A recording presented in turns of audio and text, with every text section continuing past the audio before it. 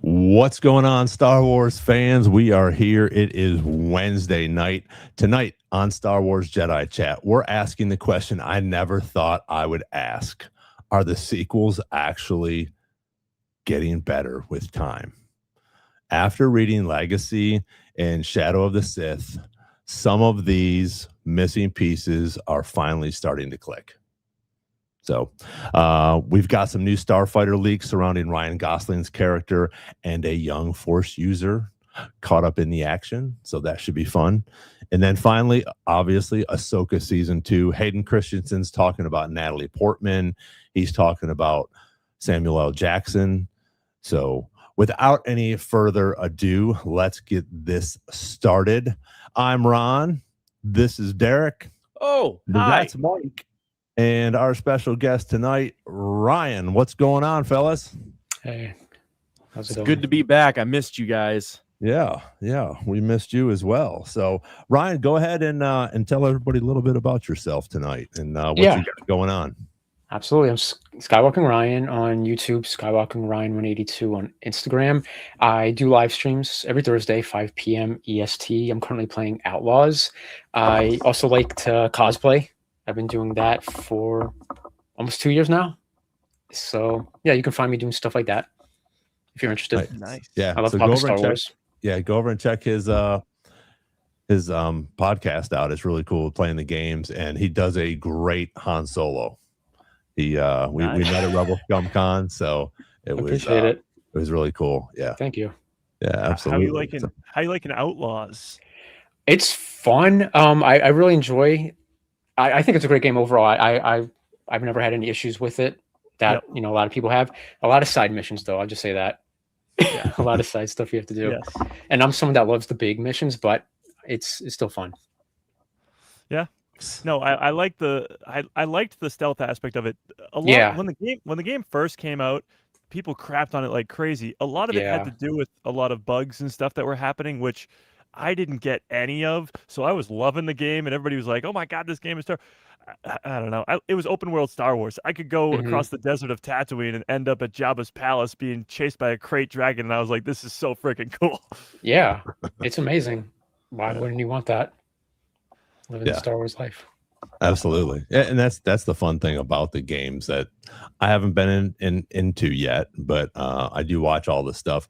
Actually, the other day, I know he's on here now, and we'll talk a little bit about everybody that's on here, but Jacob wants to do a live stream with me, so we'll have to do that one night. We're gonna get the new pod racing game. I think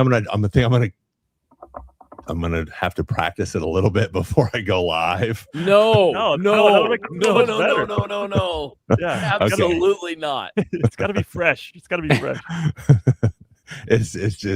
it'll be fresh. All right, because Ryan, I've never played any of the games, so I don't do the Legos, and I don't do I watch the stories and stuff, which is cool. So I have an idea of what's going on, in the canon universe, like with Cal Kestis and stuff like that. So I love catching up like that. But playing them, I'm not the best. I'm not the best player.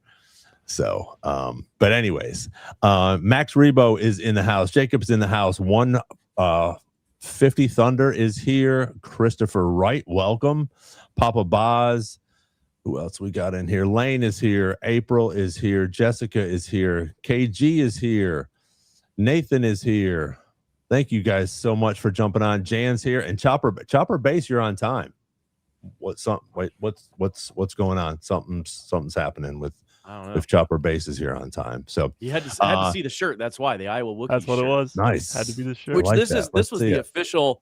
Okay. Iowa Wookiee. Every year for Star Wars Day, our Iowa Wild does a different Iowa Wookiees, and they sell the jerseys for charity, and they go for like over $1,000. So I'm not spending that, but I did get the T-shirt, and I was at Disney World one time wearing this at Galaxy's Edge, and a guy walked right by me wearing it, the same shirt. So it's like Iowa represent. So yeah, the Iowa Wookiees.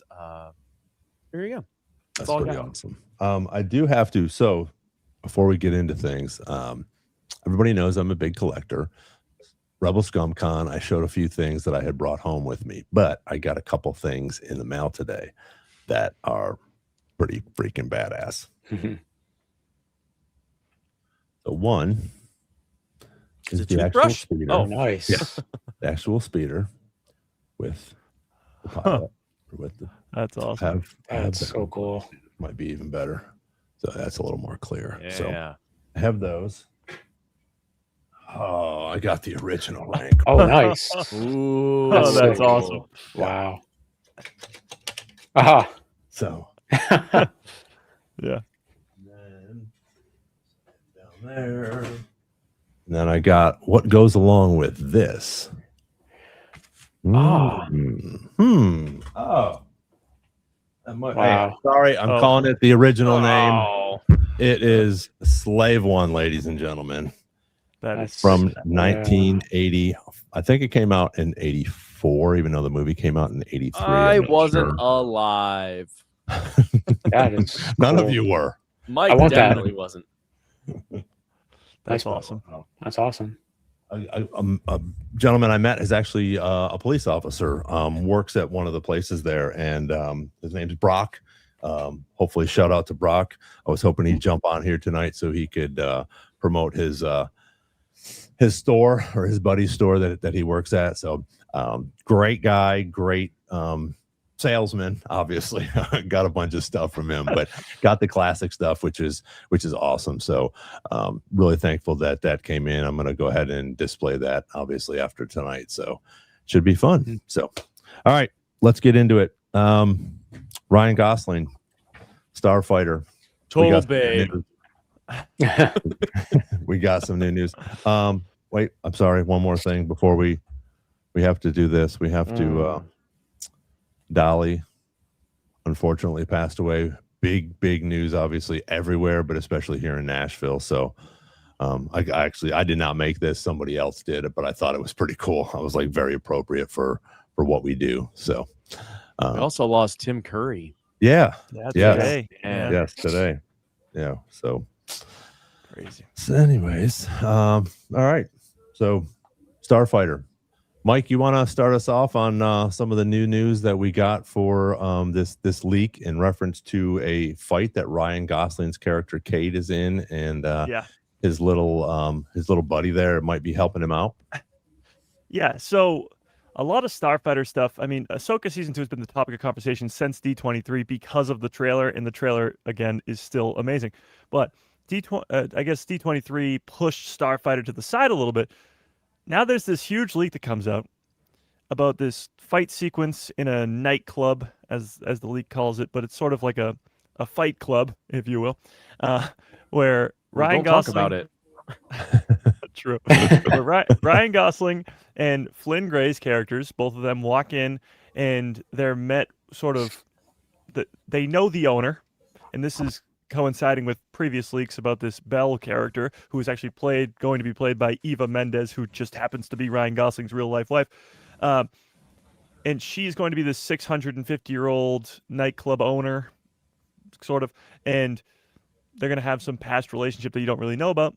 Long story short, Ryan Gosling is looking for a key. Ryan and the kid are looking for a key. So in order to obtain this key, he agrees to go into the fighting ring against the undefeated fighter, this massive, described as a Wookiee meets a Wampa, all white fur with these goggles on. They claim it's a new species to Star Wars, which it could be, but he's fighting this undefeated fighter, and he goes in like... This describes him very much as Han Solo, this, snarky, full of himself type character. And he goes into this fight, and immediately you think when you're reading this leak that, okay, Ryan Gosling's a Force user then, because he's going to win this fight somehow. And he's not. He gets absolutely destroyed throughout this entire fight. But it comes down to the kid, because at one point in this leak, Ryan Gosling's character catches the hand with one hand of this massive monster creature. And it's the kid in the audience who's holding one hand out using the Force. So this huge fight sequence leak, it confirms two things. One, Ryan Gosling is not Force sensitive, and two, this kid very much is. So you're going to get a really cool fight sequence. They're looking for a key. There's a lot about this key going on, and Ryan Gosling ends up surviving the round. The buzzer goes off, so he gets the key, and they go on their way. That's the entire thing in very, very small bullet points. There's more details, but that's the broad strokes.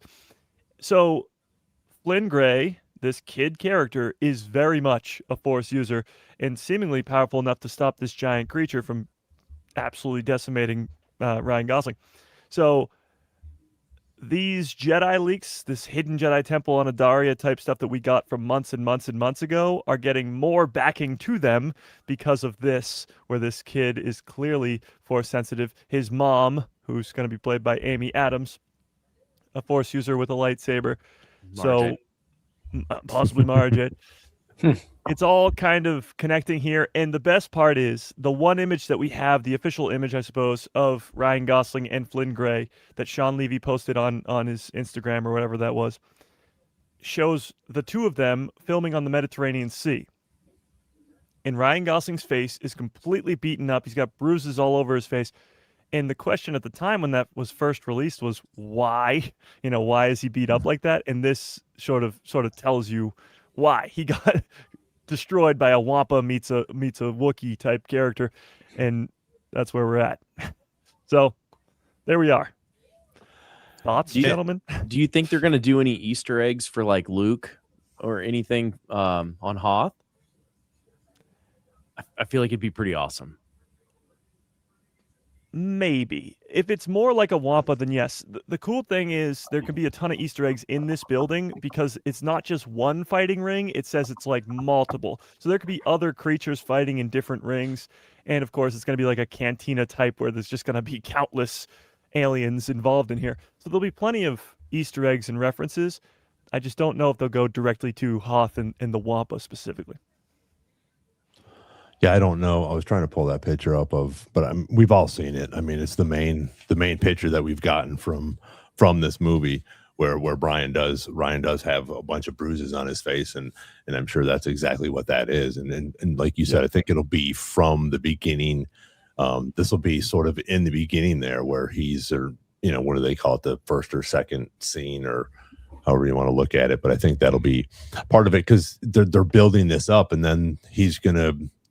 I think you had mentioned yesterday that he's going to he's trying to get him to this Jedi Academy, and that could possibly have something to do with this key. So, we got some stuff rolling at the beginning here. We got some action fight scenes. We've probably got a lightsaber battle, I'm guessing, with Amy Allen at the beginning.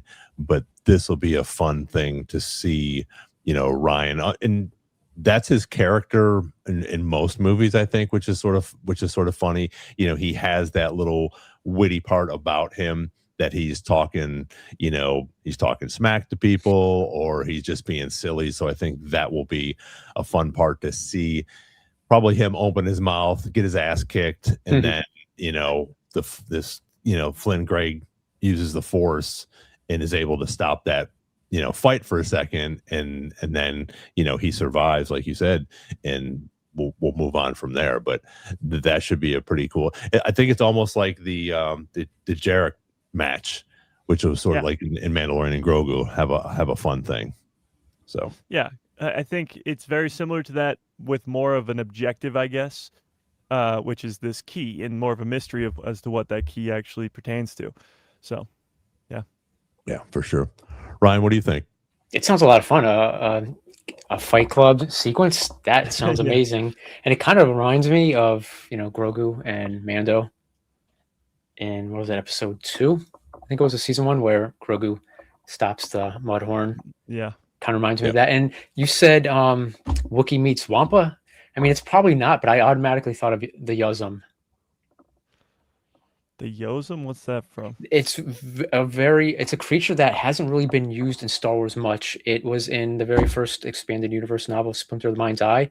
And then recently, I can't remember what book it is. Maybe it's Legacy. Jimmy told me he read it and it was mentioned in that as well. And also Mando mentions it in the Mandalorian Grogu movie. So it's not really out there, but it's a big creature that is, it's like a Wookiee, but it's like just really ripped and kind of reminds me of a Wampa meets Wookiee, but it's brown. So maybe they want to do a white version, like you said. Sounds kind of like it. That'll be cool if that's what ends up being. That would be I'll great. have to find that. They're pulling from Legends all the time now anyway too. So I mean, it would not be surprising. Yeah, we'll have to look. I'll definitely have to look that up. That sounds like pretty interesting, and see if what it actually looks like. You said it's brown, Ryan? Yeah. Okay, so it's more on the Wookiee, I guess, style of that. But man, we have Clan Fett in the house. Both Brandon and John are on here tonight. Thanks, guys, for coming on. If you haven't yet seen them, Sundays 11 a.m. They have a great podcast together over on YouTube. Clan Fett, both of those guys are killing it over there. So go check them out on Sundays. It's nonstop. I mean, for an hour, you're just sitting there listening to these guys talk Star Wars, and it's awesome. So it is really great. It's way better than ours. It is fun. What else we got in reference to Starfighter, Mike? I mean, that's been the big leak. That's been the big thing. I think the biggest thing we're waiting for is the trailer, which should come out at some point in September if they're keeping in line with The Mandalorian and Grogu, which had a trailer in September last year. So I would say we're just patiently or impatiently waiting for the official trailer. Yeah. Do you think this fight scene tells us what kind of person Ryan Gosling's character is going to be? Is he going to be a a smuggler style, like a Han Solo, a little bit darker? Do you think we'll have, obviously he's a pilot. Is he going to be, a Poe Dameron, or what's your guys' thoughts on what Ryan Gosling's character is actually going to be, Derek? I think he's going to be more of like the Jude Law kind of style. Okay, interesting. Yeah. I think. Ryan, I hope so. At least I think that'd be awesome. Yeah. Brian, what do you think? I was thinking a combination of Poe, Han, and then you mentioned what's the name? Jude Law's character, was it Jod? Nod Wood. Yeah, kind of like a combination of the three of them. Nana Wood. Thank you. Probably a combination of the three. I mean, he's probably a fast talker, probably trying to get out of fights all the time. So I'm looking forward to that. Yeah. Yeah, I definitely think he's going to be, like you said, a fast talker, trying to weasel his way out of it. Maybe not a scoundrel as much as, or a pirate or smuggler. But, he's going to be sort of a Han Solo-ish character, I think. I don't know if his pilot skills will be, as good as Poe Dameron. But it'll be interesting to see. Obviously, he has, as we saw that little leak of that trailer, where he has, one of the fastest ships around right now. So, obviously, he has some skills. But I also think with that jacket that we saw last week, I don't think he was like on the good guy's side at the time of his, when he was a pilot before we see him, and it'll be interesting to see if we actually get to see his backstory a little bit. I think that we will see a little bit of his backstory, but obviously he's not a big Rebels fan. So Mike, what do you think his character is going to be like? No, I agree to an extent. Like, I think he's going to be Han Solo, but way darker. And I think there's a reason that if he is the brother of Amy Adams's character and the uncle to this kid, he's not involved in their lives. And I don't know why, but he clearly is. He's got a skull and bones on the back of his head, like not an actual skull and bones, but he can't be the best guy in the world if that's the case. I don't think they're going to try to replicate Han Solo, so they're going to try to have to balance that line of let's not copy what we did 50 years ago, but also create a new character that's just as intriguing and similar because it's Ryan Gosling.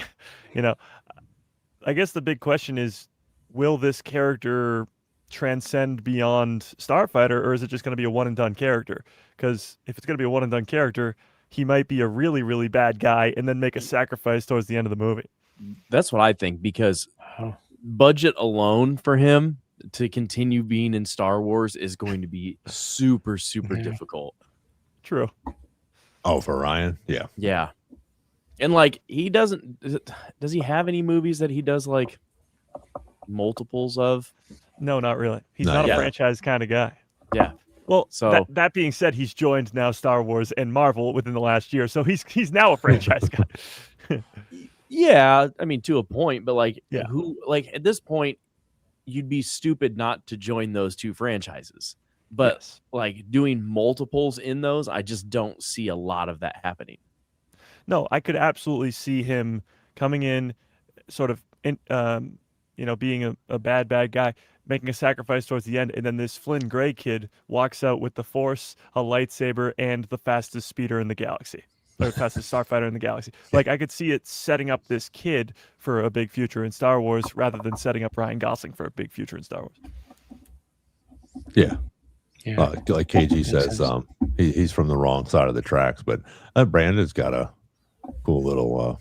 Sorry, maybe Cade's a rotten seed in the family and goes to join the First Order, and Amy Adams' character joins the Jedi Academy, which I don't think it's going to be Luke's academy. I think it's too.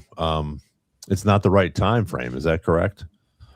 Yeah, Well, it's after Rise of Skywalker. Oh, sorry. Yeah. No, you're right. You're right. It is after Rise of Skywalker, but the Jedi Order, if Amy Adams and Aaron Pierre, these actors, are a part of that Jedi Order, they're way too old to be, they're not 5 years old. So they existed before the sequels existed.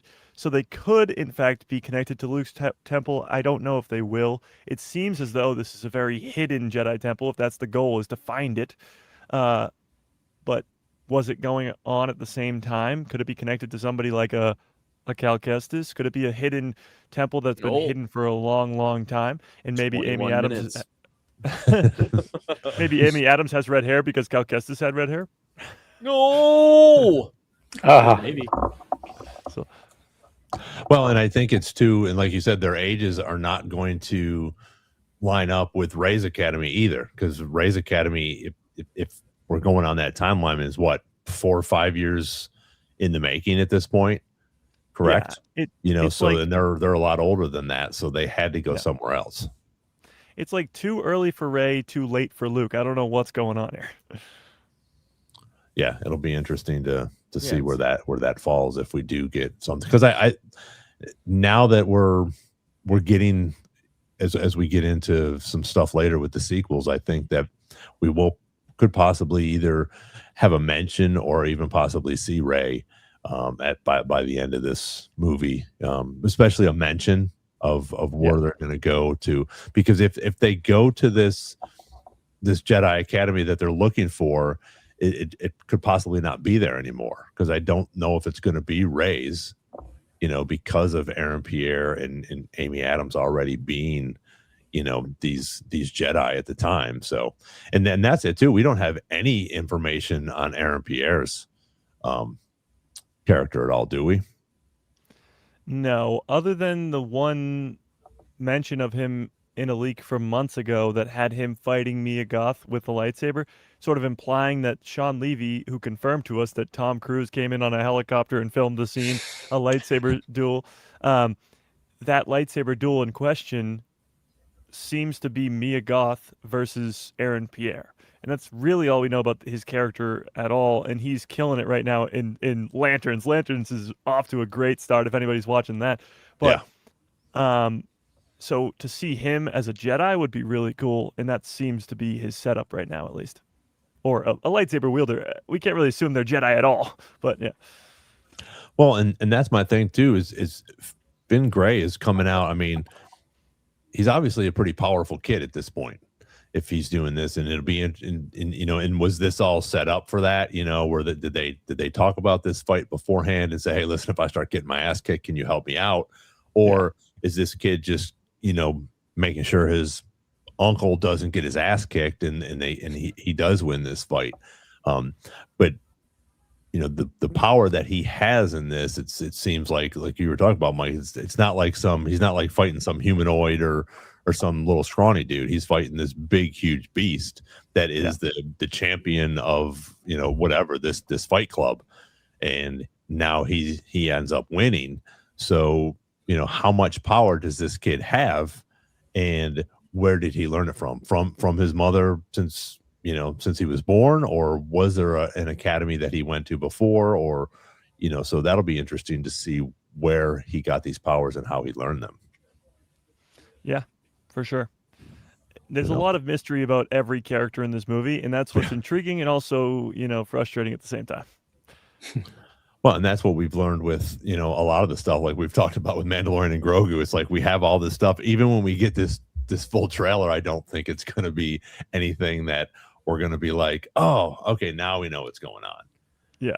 They're going to keep some stuff from us, obviously, which is good. I mean, that's what we enjoy about, some of these trailers, or the trailer magic, as we call it, when they're bringing, some of these things out and, cutting scenes and bringing them in at different places. So we get confused, or we make predictions that are probably not going to come true. Some of them do, but a lot of them obviously. Not all mine come true. Come on.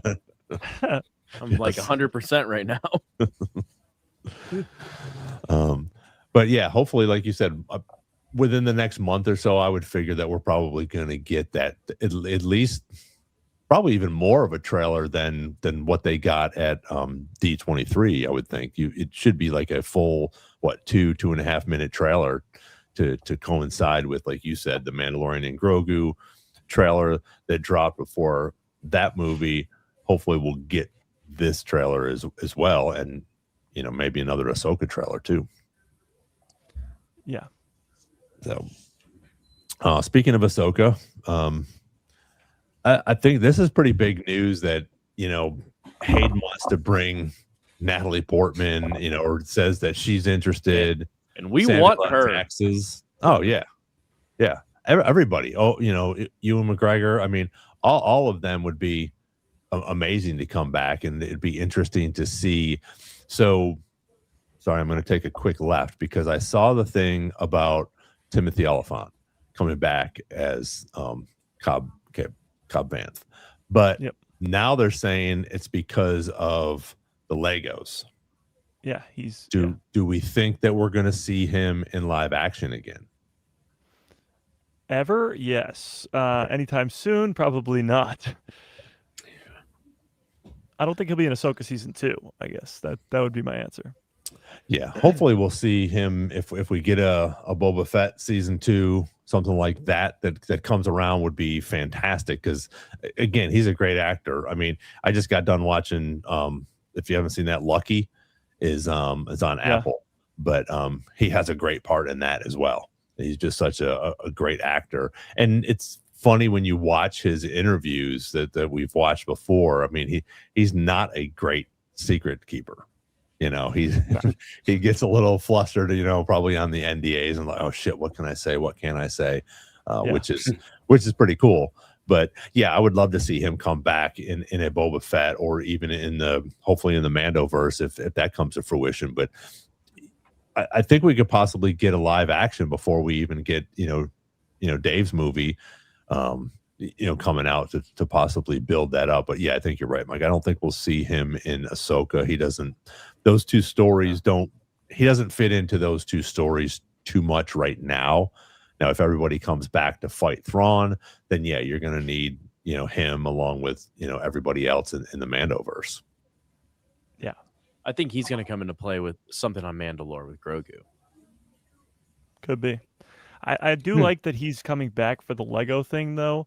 It adds more to it. Like I thought they were just going to go get voice actors for every character, but they're bringing back some of the actual actors. It makes this Lego thing seem more, I guess, important. And that does come out next Wednesday's a big day. A week from today is a big day because we got the Mandalorian and Grogu coming to Disney Plus, this Lego thing, and a Mandalorian and Grogu podcast, which seems to just be like a behind the scenes thing it's sort of like the gallery, which they have for the first 3 seasons. And I'm getting another Star Wars tattoo on Wednesday, so I won't be here. Big day, big day, huge day. Getting Darth Vader, Mickey Mouse. So getting this sleeve going, so it'll go right next to Darth Maul, Donald Duck. Nice. Mm-hmm. Sweet. Nice. And I'm also going to get Ron's name across my neck. I thought you already had that. In Arbesh, it's fine. Brandon thinks we'll get a season 2 of Book of Boba Fett. Yeah, I think that at some point we will get the Book of Vanth. I'm about to say that's what Brandon would like. Yeah, no, I think it would be cool if we got a Book of Boba Fett season 2. I really think that could tie more things in together. I do think that we're going to get. I think we're going to get at in Ahsoka. I think that we're definitely going to see Thrawn at some point. That's going to, maybe it's not going to be a big part, but we already know the background of it and the amount of money that's there. And I think, and like you've said before, Mike, it's so close to everything else on the map. So that would be pretty cool to see that and even get a season 2 of that. But Book of Boba Fett, I think, would possibly help out some sort of, like we'll talk about tonight with the sequels, but I think some other things could help the Book of Boba Fett where people had such a problem with some of those things in it. The Vespa gang, it is what it is.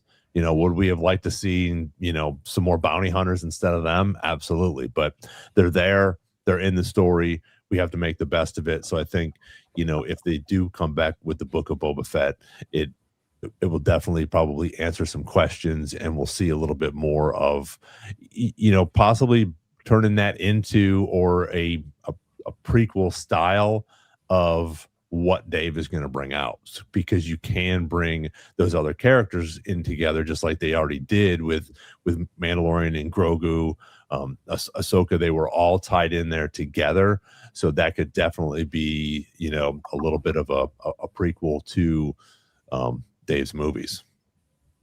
Yeah, Yeah. absolutely. What other Ahsoka news do we have? Well, Hayden didn't really stop at the whole Clone Wars flashback stuff, with the Natalie Portman stuff, which is really crazy, honestly. He even brought up Samuel L. Jackson's name, but he even confirmed to us that there will be multiple Clone Wars flashbacks in Ahsoka Season 2, which is crazy. One is crazy enough, but to have multiple I still think the goal for these flashbacks is still to explain the Mortis gods. So getting multiple flashbacks could give us multiple chances to see people like Obi-Wan Kenobi or Captain Rex or Padme Amidala, like somebody else, and of course explain what we need to explain, which is the Mortis gods. They're not just giving us a Clone Wars flashback in the trailer and that's it. We're getting more than just that. Oh yeah, it's definitely going to be something. And again, just like you've talked about it before, and I know you did a breakdown of it, but it's going to be interesting to see who this guy is and what his purpose is in this. If it is a flashback like you were talking about of sort of what went on, and now Anakin is trying to tell Ahsoka about this, and some things to remember. But it'll be interesting to see what we get from that guy. But that whole scene, I think, is going to be a pretty cool scene, as they, because they're not fighting some sort of, well, at least that we think of, some sort of Sith. There's no red lightsaber there. So we have, the blues and the greens, and we'll figure out, who this guy is, or if he's just trying to defend himself because they attack him, or vice versa, Yeah, and I think for me personally, and again, we don't know who this guy is. I think it's a lot of trailer magic going on where this just is not the truth. Like that entire sequence just seems so off. But it's the face paint. It's the stuff under his eyes, and it goes straight down, and then the little, two stuff above his eyes. It's the exact same as the son of Mortis. And that can't possibly be a coincidence. So I think there's something that isn't really, the truth going on there with this character. But we'll see. Do we know what this actor's name is by any chance? Ben Stiller. That's what I've been saying. Yeah, it looks like him. That would be amazing. What if the witches are making people see him? Oh, there you go. That's interesting. I like that. Or maybe Marin makes him appear. That would be nice. Yeah. Now, I do like, I don't know, there's something off about the entire Mortis thing, because Obi-Wan, Anakin, and Ahsoka go there to this place with a bunch of gods, and then come back and they're like, just another day. Like, they didn't mention it to anybody. They weren't like going around telling Yoda, telling everybody about what happened. Like this whole crazy thing. Not that they would listen. Okay, but you'd at least want to, tell somebody. But I guess to my point, like, it almost feels like they forgot about it or were made to forget about it. And that character looking so much like the son of Mortis makes me think it's just some sort of false memory that was created in Ahsoka's head. And Anakin, Force Ghost Anakin, in present day is trying to make her remember. And that's what will give us multiple Clone Wars flashbacks. Well, and that's so like if Anakin is appearing both as young Ahsoka, he's in there with young Ahsoka in the Clone Wars and then communicating with adult Ahsoka, is he just there for nostalgia, or is Anakin becoming part of the actual Ahsoka present day story? Yeah, I don't know. It's weird because Anakin's Force Ghost just appears at the end of season 1. It doesn't say a single word to Ahsoka. But the trailer makes it seem like they're having multiple conversations a day. They sit down at tea in the morning and then have a afternoon trading session. Like, I don't know when that happened or why that's happening. Because Anakin's Force Ghost is not very involved in anything else in the Star Wars timeline. So why is he so involved now? Right.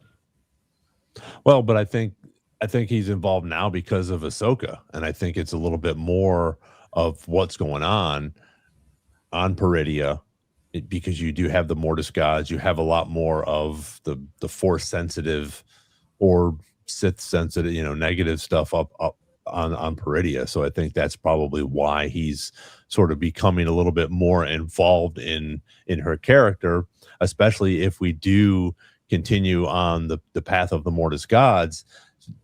She's going to have some sort of information about this. And I think whether he points her in the right direction or he tells her about it, or maybe he does a little bit of both, that's where we're going to get a little bit more information on the Mortis gods. And I think that's why Anakin has come there, because you've talked about it before, where it might be Anakin and Baylan and Ahsoka, staying on Peridia to keep Abeloth, under lock and chain.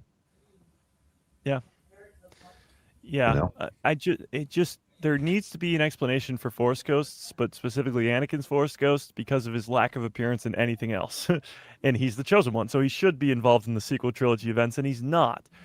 And I think Ahsoka Season 2 has to and will explain why that's the case. And I think you're spot on, where maybe Abeloth, maybe not Abeloth, but whatever threat is on Peridia is of the utmost importance for Ahsoka and Anakin, two of the most important characters in the timeline at this point. Yeah. John said something about the world between worlds. I don't know if we'll get into too much more of the world between worlds in this. I think I hope that we've sort of, exhausted that, because it's almost like the time machine, where you can go in and you can save people and things like that, or, different, variants and different, everything that Marvel has for 16 different characters and, things like that, which is great for Marvel. And obviously we're going to learn a little bit more about that, with Doomsday and all this other stuff coming up. But I think it's going to be interesting to see, some of the other stuff that we have already, because the world between worlds, we had that already. And now we have the Mortis gods. Probably the Mortis gods, something's going to affect that. So I think it'll be interesting to see what happens with that instead of the world between worlds. Yeah, I think the world between worlds is something that should not be used often. We've only seen it ever been used twice, and I think it should stay that way. It adds more importance to Ahsoka as a character, because she's the one who's been saved by it twice now. But it's something sort of mysterious, and it should remain that way. It's, as it's described, a conduit between the living and the dead. It shouldn't really be something you can transport into on a regular basis. Because anytime somebody goes in there, it's for something extremely important, and then something drastic happens afterwards, which is the first time Ezra goes in, and then when he comes out, the entire Jedi Temple on Lothal is gone. It vanished. It's disappeared completely, and all the Empire with it too. So what happened there? Like, we don't even know. And then when Ahsoka enters, when she comes back out, she's a completely different person, pretty much. She's Ahsoka the White, if you will. Yeah. Ryan, what's your thoughts on that, or any of it? Any of it, honestly. I mean, it hasn't. I'm a huge fan of the Mortis arc in Clone Wars. I hope we get to see Mortis. That's like the one thing I've been thinking about. I mean, it's cool we have Peria. It's awesome we're gonna get Dathomir, but I want to see a live action Mortis. Like that's at the top of my list. Yeah. It would be great. And if they give us the Mortis gods too, to pull that off in live action, just their specific designs would be really crazy. Mm-hmm. Yeah.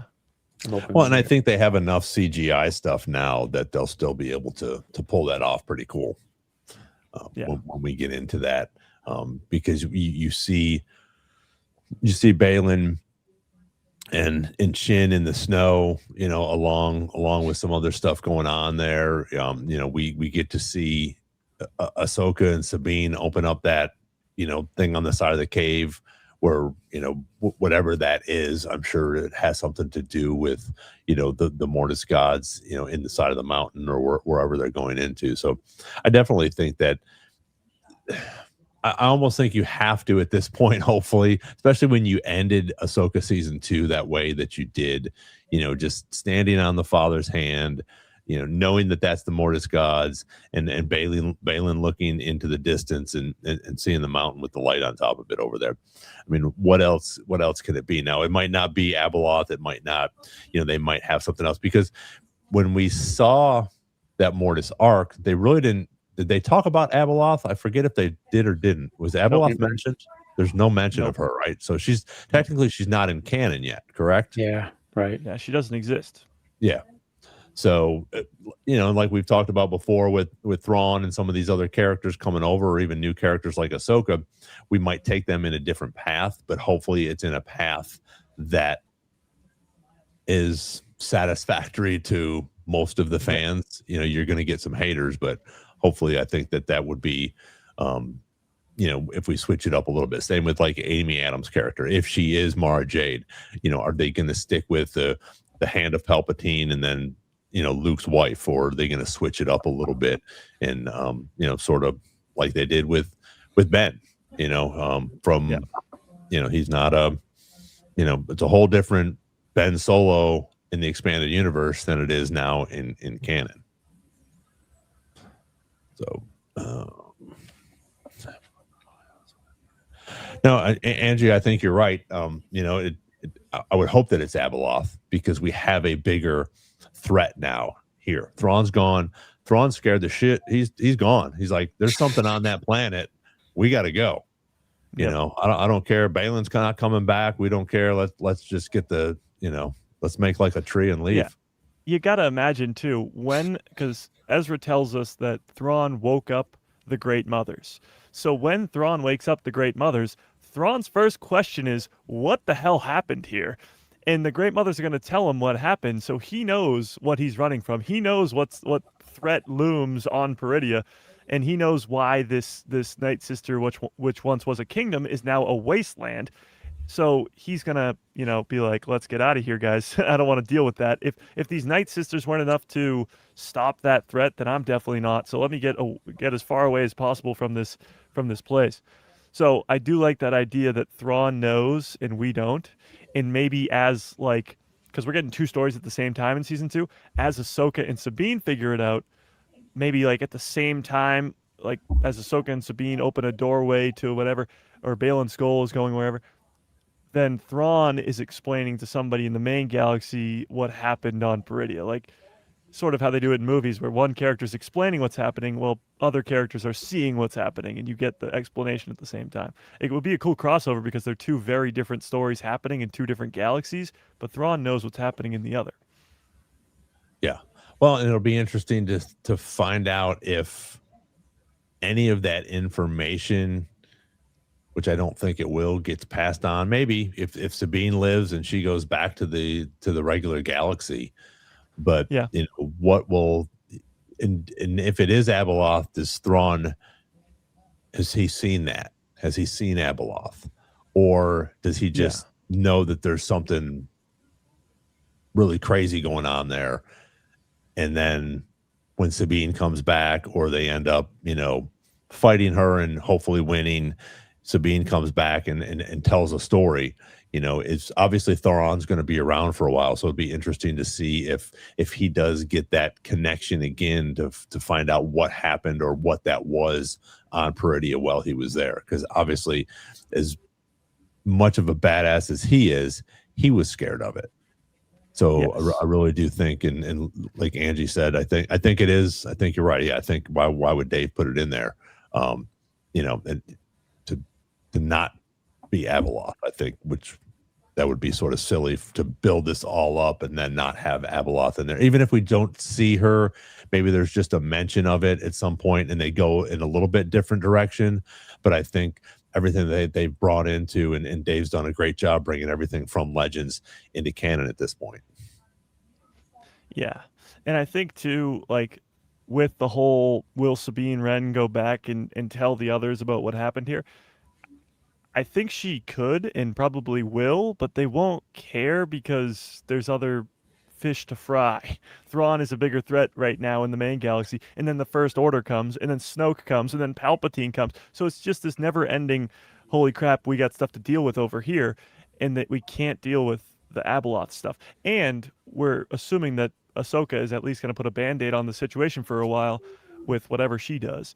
So Sabine can come back and be like, this is what's happening over there, but we don't need to worry about it because Ahsoka's taking care of it. So let's deal with, the craziness that is the main galaxy anyway. Yeah. Well, and I still stand by that. I think Thrawn is going to bolt back to his own home planet. And then Max Rebo are the bad guys in Peridia the Grisk. And he might be joking, but like maybe. Yeah, or something. I think I don't think it's so much that as that the Grisk are probably attacking Thrawn's home planet again and attacking the Chist. And he's like, this is getting too much out here. Y'all are so much drama. I'm going home. Yeah. Well, yeah, Thrawn does kind of do that in the Thrawn trilogy of books where he's on Lothal and he's like, bye guys, I got bigger fish to fry, and he goes to deal with the Grisk instead of deal with the rebels. So he has his priorities straight, and his priorities are the Grisk over anything else. So if that does happen, if his planet gets attacked, then yeah, he's gonna just leave. And that would be crazy. If Thrawn set up as this huge heir to the Empire character, we're like, we have no idea how we're gonna stop this guy. This is the end of the world. And then he just leaves. Like he's just gone. He's like, nope, I got other things to do, and just we're good. Yeah, I don't, as much as I think that would be great, because then we could open up a new door to the Grisk that we haven't, even really touched the surface on yet at all.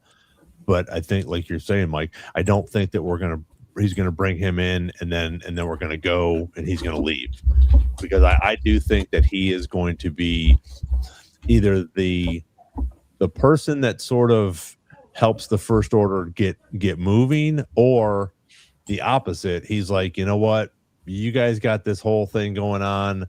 I'm not going to be part of it, but I'm still going to be against the rebels and whatever's going on over here, the good guys. But it'll be interesting to see, because he's not around. We have to make that connection somehow in the next few years with the First Order. And that's why I think he's going to go back home. I think there's going to be a big reason. I think it's going to be partially because the First Order, and he's like, this is a mess. This isn't what I signed up for anyway. And I've got other stuff. And then it just expands what they can do with Thrawn. Because to me, and I know a lot of people here, like, Thrawn is the future of what they can really build some crazy stories on. There's so much that hasn't been touched. Absolutely. I mean, Thrawn is the foreseeable future as of right now. I saw a couple things. I'm going to go back here. And I know we've talked about this before, but somebody else had brought up the different point of it, where we've heard, Abeloth will take maybe Padme's form to deceive Anakin. I don't know if that I can see that. I can see the possibility of it, yes. But I think that as much heartbreak as Anakin has over Padme, I don't know if he would be fooled by her this far along, afterwards. I think that it might be somebody else that she takes the place of, but I don't know if it would be Padme, even though she was friends with Ahsoka, and obviously she had a relationship with Anakin. But what's your guys' thoughts on that?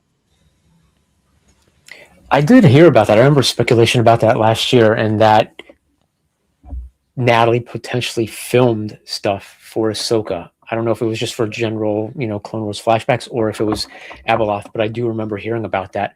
I agree, though. I don't know if that would be a good idea, though, to do to Anakin. I don't think that would happen. I was thinking, well, I'll wait to see what you guys have to say. No, I do like that idea. It would be an interesting character to appear to Ahsoka and Anakin because she has a connection to both of them. But as Ryan was just talking, it kind of made me think of something really crazy. What if the only reason Anakin's Force Ghost is on Peridia is because it's not Anakin's Force Ghost, it's just Abeloth messing with Ahsoka the entire time? Oh, I never thought of that. Wow. I like that. What if Ahsoka's just the only reason he can appear specifically here is because she's close enough to where Abeloth is that she can reach out to him, and she's just messing with him the entire time. I do think that there could be some sort of accidental Ahsoka's the reason that Abeloth gets freed, and then she has to be the one to stop it because she's the one who made the mistake, like something along those lines. And clearly Baylan can't do it himself, or else he would. So I think he needs Ahsoka's help. So they're going to have to trick with her a little bit. I don't know if that's going to be the case. That would be a really crazy twist for Anakin's Force Ghost. But getting back to the Padme of it all, I agree with Ryan. I think it's more likely to be flashbacks. Although if Abeloth's going to start coming to people as, specific people, Padme's not a bad option. Yeah. No, she's definitely a good option for sure to trick, both of them into thinking, oh, what's going on here? But also it's like, well, wait a minute, you died, so how are you back here? So that whole thing will be interesting to see if that comes to fruition. And like you said, Mike, we still need to figure out what's going on with the Force Ghost. So there's so many things in these 8 episodes that they're going to have to get through. You can only have so much, and you can only talk about things for so long in an episode, so that you can get to other things. And like we've talked about, you already have 2 stories going on here. So you have the regular galaxy with Thrawn and Hera and Chopper and Ezra, and then you have, the Peridia, with Sabine and Ahsoka and Baylan and Shin and whoever else that, we're going to get there. So it'll be interesting to see what this whole thing, and hopefully we'll get another trailer to sort of see what's going on with, some more of this stuff to give us a little bit more clues of what's going on. I'd love to see some sort of, do you think they would give us an Abeloth sneak before the show if she's going to be in there? No, that's a secret they're going to want to keep for sure. I don't think they would show us that. Yeah, that's a blood oath secret that people are keeping right now. Yeah, there's no way. Now, what if we don't get Abeloth? That's a big concern. Yeah. Like, are people going to be disappointed? It depends on what the alternative is. It depends on because I don't think we are. I don't think we're going to get Abeloth. I don't. Well, then what do you think it is? What do you think Baylan Skoll is looking for? This power that's going to end all wars?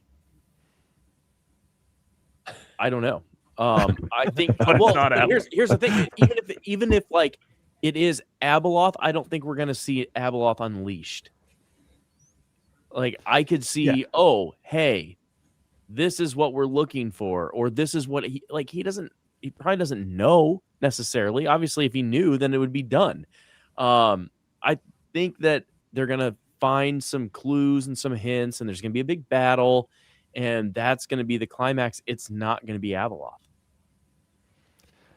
I could see something like that. The only thing with Abeloth is she doesn't have to be freed.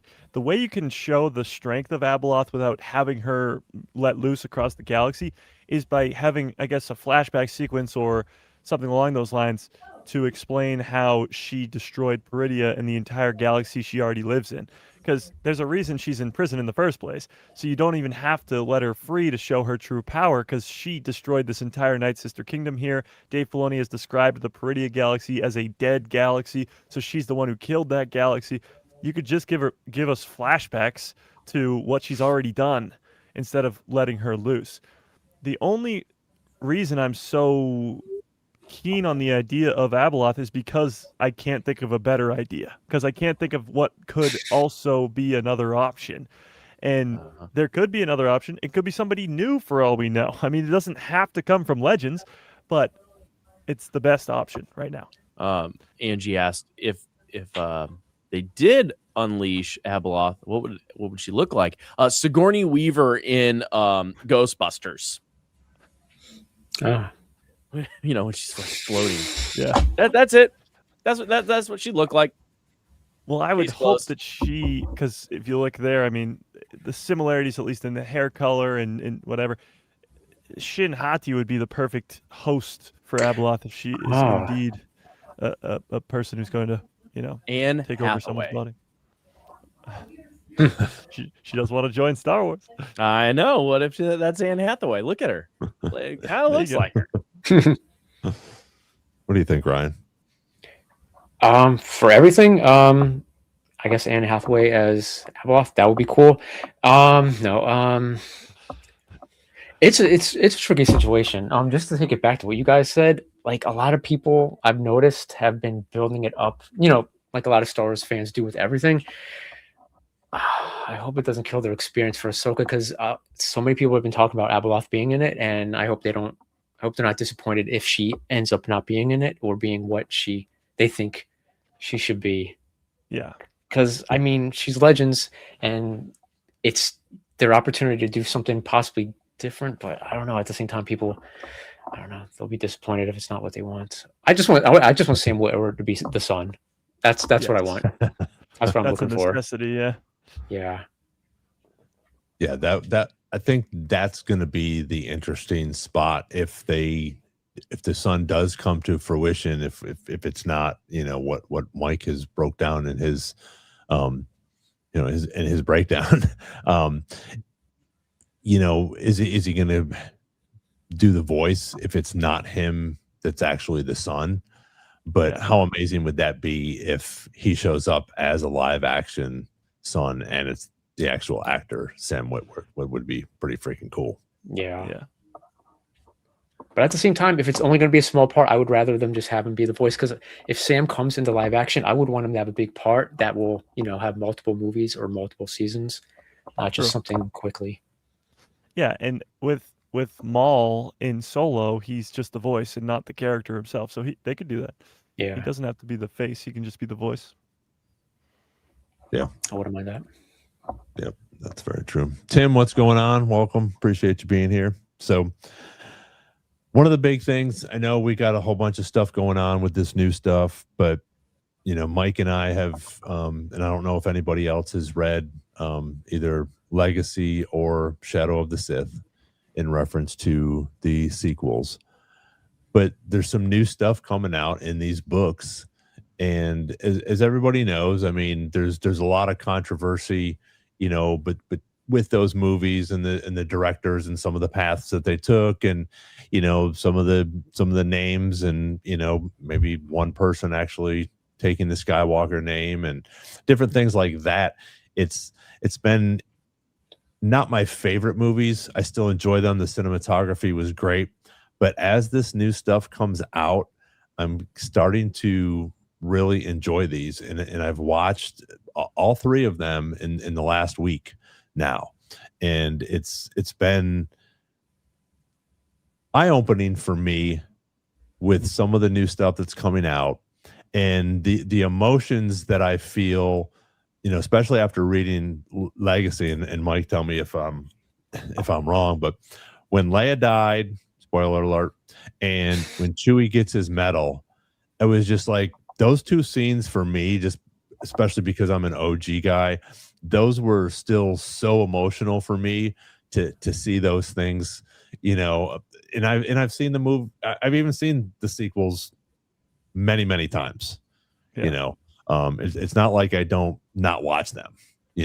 There's some great parts in it. There's some great scenes in that. I think the cinematography and stuff, just the Kylo and Rey fight and the emotions with Finn being out there on the old Death Star, but then, and I know you had talked about some I think it was yesterday, Mike, you were talking about, people were talking about the explosion of the Death Star, and pieces and stuff like that.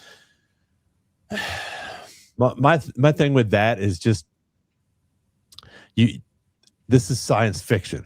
You can't get caught up on a little thing like that, where obviously it was blown into pieces. Was it blown into dust? Obviously not. We don't get to see what size the pieces were. Some of them we do, but we don't get to see all of the pieces of the Death Star that fall into the atmosphere and fall into the water or on the ground, just like with some of the Star Destroyers and the AT-AT walkers, that Rey's on in Jakku, things like that. So my thing was, when you read these books, it has some more information about Ochi of Bassoon, and it has some more information about the dagger. The relationship with Rey and Leia is so much more intense now in these books, which I think is fantastic. And that made me feel a little bit better at the end when she looks to Luke and Leia, and she's trying to figure out what to say. She's obviously not going to say freaking Palpatine.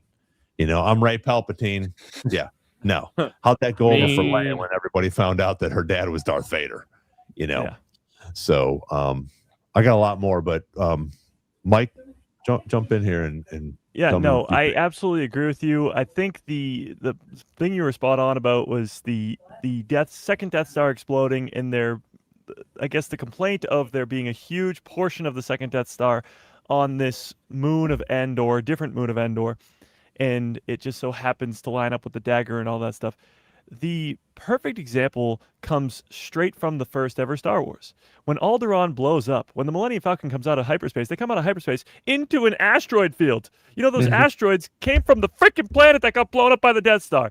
So, I mean, it's right there in front of you. Like, I don't get it. You pick and choose what you want to see and what you don't want to see based off the trilogy you like and don't like. It's a little crazy. I will say, though, the whole dagger thing is explained now in Star Wars, which is great. I think that's a big deal because it wasn't. I guess in the movie it's not fully explained. And I do like that. So Shadow of the Sith already filled in so many of the gaps for me for Rise of Skywalker and The Last Jedi, and it makes it so much better. For Rise of Skywalker specifically with the Legacy novel, the character of Rey may not want to hear this, but goes through so much more training than Luke Skywalker did in the original trilogy, and it's like not even close. And Legacy dives deeper into that. There's a whole year in between Last Jedi and The Rise of Skywalker. And in that year, this story, they go to Tython to go, fix the lightsaber blade, the Skywalker lightsaber. And even Leia, who didn't really get a lot of training herself, and she talks about that with Luke Skywalker, by the way. Yeah. It's just, again, if you haven't tapped into this book, you're really missing out. But there's so much more of training for Rey and how she learns to do the whole force healing stuff that she does in The Rise of Skywalker. You get more of that. It's just a really, really great add-on to the sequel trilogy that comes after it.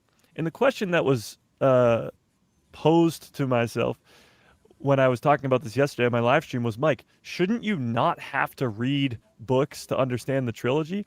And yes, you don't have to read those books to understand the trilogy. It just helps explain a lot of the lore behind the trilogy. But it's the exact same, the perfect example that I brought up yesterday too was Luke Skywalker being the son of Vader. Vader doesn't know that in episode 4, but he does in episode 5. You know where that happens? In a comic book off screen. So it's the exact same thing. But all that to say, yes, Shadow of the Sith and Legacy are the two prime examples of how a Luke Skywalker Jedi Temple show or something along those, an animated show or something like a Clone Wars for the prequel trilogy, for the sequel trilogy, would do wonders and help out those movies so drastically, specifically with the character of Luke Skywalker in The Last Jedi and Kylo Ren's fall to the dark side in The First Order and Snoke's rise to power. It would make it 10 times better for a lot of fans. Even though they don't want to hear that, it would. And these two books, and I know not everybody reads the books, but these two books are the perfect example to how that will work. Well, and that's my thing. And then I want to hear what Ryan has to say, because I know he's a sequels fan, and we all are. Yeah. But I think that's if you want to know more about it, and you're a Star Wars fan, then then read the books, read the comics. Like I said, they weren't my favorite, but I'm coming around, and I was excited to watch both of the movies, especially Rise and then all three of them. But the Force Awakens, I think that's sort of a separate. We sort of get a little bit of an introduction, and then you can say what you want about the whole Rian Johnson thing and the J.J. Abrams thing and stuff like that. But there's some really great parts in both of those movies, and yeah, there's some parts that I'm still not. The whole Cantabite scene, I think they could have done that a lot differently. Maybe not a lot better. I think they could have done that differently. But after reading both of those books, it helps with the characters that are in these books that people aren't too fond of, or they have a problem with. So if you're on the edge, or you're like, what, I just I'm not sure how this all fits together, these books and even the comics, the Kylo Ren comics about the Knights of Ren, it gives you a little bit more background about that. And then we get this whole thing with Leslie, that Chimera or the Stranger was the first Knights of Ren. So it's like, okay, this is cool. Now we're tying, stuff from 125 years ago, or well, even more than that now, because 125 years was from from Acolyte to the prequels, and now you have another how many years after that. So it's just some more information. And yeah, I think Max said, if it's a good story, you don't need the explanation. They're still great movies. They're still cinematography in it are fantastic. You have Luke, Leia, and Han back in them. You have Chewbacca back in them, R2D2 and C3PO, and you have some new characters that we're going to use from now on. Luke and Leia and Han and Chewie aren't going to freaking live forever. So we have to go into the next situation here. So I do want to go the Max Rebo comment about what did it say? Can you pull it up again? I didn't see it. All right, Max. He's got so many. Is that it there? Yeah. The better the story, less explanation needed. True, but again, I go back to the whole prequel trilogy thing. I love the prequels. Revenge of the Sith is my personal favorite Star Wars movie. It doesn't take away from the fact that 7 seasons of the Clone Wars makes Revenge of the Sith 10 times better. Rogue One and Andor makes A New Hope 10 times better. Now, did A New Hope need to be made 10 times better? No, but it was anyway. Same with Revenge of the Sith. So it's not that these are necessary, but a Luke Skywalker Jedi Temple would make the sequel trilogy 10 times better. Would it be needed? Maybe not, but for some fans, it might be. For some fans, they can't imagine how Anakin Skywalker fell to the dark side so quickly in Revenge of the Sith. So the Clone Wars does wonders for them. For me, I think it's perfectly done in the prequels trilogy, just in the 3 movies, but the Clone Wars still is incredible, and it's still awesome, and great added context and new characters and old characters and great new lore to the Star Wars timeline as well. So is it necessary? No. Is it great? Absolutely. Maul Shadow Lord, the peak we watched earlier this year, is that show necessary at all? No, we have a beginning, middle, and end for Maul. We don't need this, but it's so good, and I'm not sitting here complaining that we got it. Right. Exactly. Yeah. Ryan, so why do you like the sequels so much? Loaded question. I just want to Yeah, that is that really is. I don't know, like like the guys are always saying in our chat. I mean, I know, of course, we all know the behind the scenes of the trilogy, but I view things for how they're presented to us. I don't think, okay, this happened behind the scenes, so this is why this movie is like this, and I don't like it like that. I don't look at that way. And also, and this is completely fair to everyone, everybody, they view things their own way. A lot of fans build up what they're looking for, what they're envisioning, what it should be, especially before, before George Lucas even sold Lucasfilm. I'm sure a lot of people were just envisioning what they would want in a sequel trilogy if we got it. And once it was announced, then everyone's like, okay, we're going to get this, this, and that. And we didn't get it. So I think that's why a lot of people are really hard on the sequels, because they're just not getting what they wanted. And I mean, at the end of the day, Lucasfilm can't make a movie that's going to look like everything everybody wants. Otherwise, it's going to look like the big battle at the end of Ready Player One. Honestly. But I enjoy it for what it is. It's fun. They definitely, especially with The Force Awakens, it's a fun nostalgic trip. Also, I just wanted to bring up what you guys were talking about, Death Star pieces. I don't know if you guys know the podcast Dyad in the Force. They were talking about it too. I believe it was last week, and they said people were basing off the explosion off of a model which turned to dust. So that's what they're looking at. Our real world special effects, because it just turns to complete dust when it blows up. I'm pretty sure if it was possible, or if George Lucas had CGI back then, or if it was, CGI back then, he probably would have said, yeah, make pieces flying so you could see actual pieces and it not just be dust. So, I mean, like you said, people, depending on what movies or trilogies they like, they will nitpick things. So, it's just, it was a model and it just turned to complete dust when it was blown up. And that's what they're basing it off of, our real world making movies. Yes, and that's the first Death Star. Actually, when you watch the second Death Star blow up, there is chunks of it coming off, which I do really like. Good point. I saw someone break it down. I don't know who it was, and I really feel bad because it was a great breakdown. But somebody broke it down where they were like, the distance we are seeing this Death Star explode from, and these sized chunks that are, this big on the screen or whatever, that is miles long. Like, that chunk right there is miles long. So these huge pieces coming off the Death Star, just as I said before, the asteroids of Alderaan, they didn't just evaporate into the thin air. They became, an asteroid, whatever they call it when they come out of hyperspace. We're coming into an asteroid field. That's what happened with the second Death Star as well. And now you're getting even more added context to that with the parks. Shout out to Derek. The parks with the new Smuggler's Run ride, one of the destinations is the wreckage of the second Death Star. And so now you have all the pieces in space, too, in a different location outside of just, the Rise of Skywalker. Oh, and I also just thought Battlefront 2. They're flying through the pieces. So, I mean, they have that game. Yeah. So many fans, whether they like the sequels or not, they love Battlefront 2. So, I mean, it's presented to them right there, but... Exactly. Yeah. And I think you made a great point, Ryan, too, is the sequel trilogy had 32 years of fans going, what happened to Luke, Leia, and Han? And they all expected it to be the year after Return of the Jedi. They all expected it to be Luke Skywalker's Jedi Temple and Leia at her peak and maybe a Force user and Han Solo really young. And it wasn't. It was the end of their stories. Now, can we still get the middle of their stories? Yes, Luke Skywalker Jedi Temple show, animated show. But they expected this Luke Skywalker Jedi Temple. They expected these characters in their prime, and they were kind of disappointed when they were past their prime. But it had been 32 years, so they were past their prime.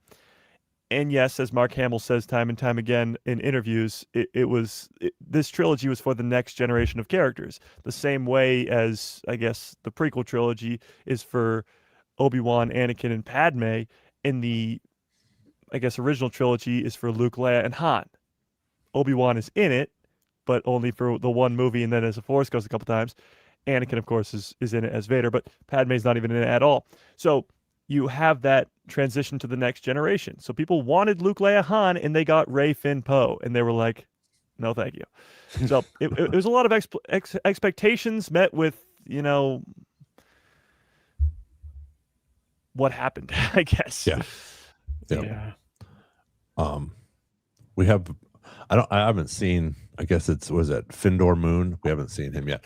I'm liking your comments. So again, give me more. I mean, me and Derek talk about this all the time. All of us do. Just give us more. And if you read the prequel books like Nick's talked about on this channel before, if anybody's read those books, I mean, there's so much more in the books as well. So yes, you can take it for face value, and I'm the same way, Ryan. I take it for what we have. Again, somebody's birthday is off. People are going to freak out because their birthday's off. Okay. Yeah. And we're going to have a 13% on a show because of the birthday's off. Give me a break. Yeah. Take it for what it's worth. Acolyte I thought was a great show. That's my opinion. Maybe other people didn't like it. The sequels weren't my favorite, but these things that are coming out right now are helping me add up some of these things. Yes, I liked it because it at face value, because it's Star Wars, because it had to do with some of the things that I grew up with and that we've been talking about for the last 50 years with what George Lucas presented. But there's new things coming out, and it's for that next generation. And to get these books like he said in here, she said in here, Bloodline and Shadow of the Sith, Legacy, all of these are great information to give us more, just like the Clone Wars was, just like you said, Mike. Maul is just, do we need it? No. Was it fantastic?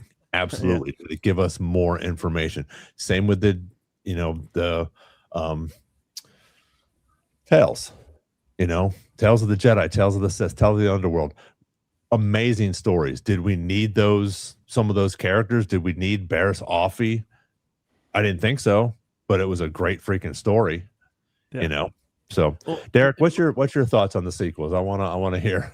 Derek's thoughts on the sequels. I'm glad you asked, because I had something loaded up. Nice. I love the first one. I love Rise of Skywalker. I thought it was great. Force Awakens. Not Rise of Skywalker. Delete that from the whole thing. Don't flip it. Flip it. Gotta make a clip about that. About him loving it. No. The dog make a t-shirt. was distracting me. Make a t-shirt. Wait. Please, no.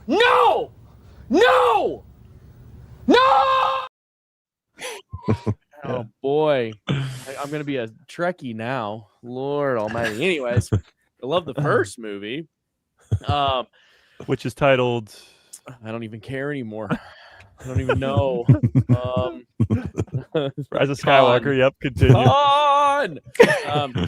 So when the other two came out, so Ron knows this theater. I watched them at the theater in Lebanon, Tennessee, not Lebanon, Lebanon. The Roxy. Yes, sir. The Roxy. Great theater, small theater, but had the nice recliners.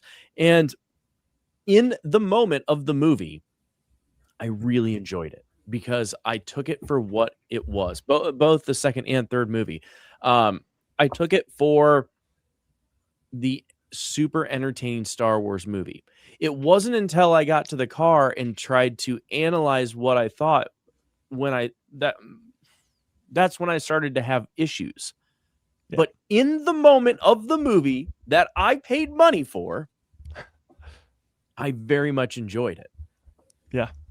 And when I rewatch it, if I can turn off all of the things that people say on the internet, and even like my own thoughts and assumptions of things I didn't like, I'm still entertained when I watch the movies, with the exception of the casino thing. That I'm not.